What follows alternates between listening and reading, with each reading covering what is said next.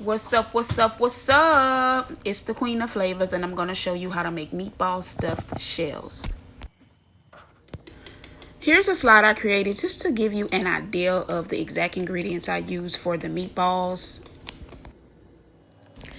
Okay, so first you have to get like a pound of ground meat and remove the Italian sausage from the casings.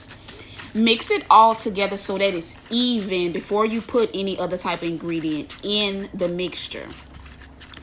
Then you're going to put crushed garlic, chopped onions, Parmesan cheese, onion powder, garlic powder, cayenne pepper, Italian seasonings, Creole seasoning. Together.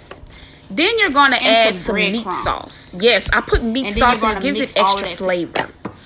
Once we combine all of the ingredients, we're going to mix it together evenly. So when we create the meatballs, you can taste the flavor in every last single meatball you're going to eat. Then I'm going to stuff the meatballs with cheese. I take a block of cheese and I chop it up. And I stuff each meatball with a piece of cheese.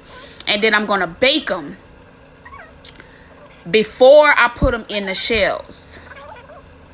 These same meatballs can be used to create meatball spaghetti, meatball lasagna, and a meatball marinara sub. So once you create all the meatballs, put them on a pan, and then you bake them in the oven for 30 minutes on 350 degrees. The second portion of ingredients includes the ragu sauce and the shells. So for the shells, you want to get the water boiling hot, and then you want to drop each shell like individually so they won't stick together.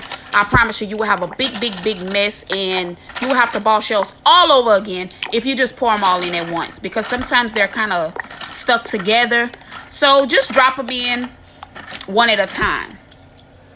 For the sauce, you're going to need ground meat, onions, bell peppers, red bell peppers, the green and the red, garlic, Creole seasonings, and last but not least, once again, you're going to need some Italian seasonings, and it's going to bring that sauce to another level.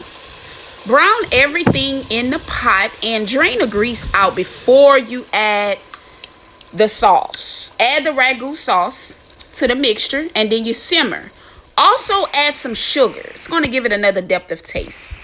Here's your meatballs all fully cooked and ready. As you can see, some cheese did leak out, but that's okay. We're going to stuff the shells with mozzarella cheese and a meatball. And then we're going to put it all in a line in our dish. The bottom of the dish does have a layer of sauce, our meat sauce we created on the side.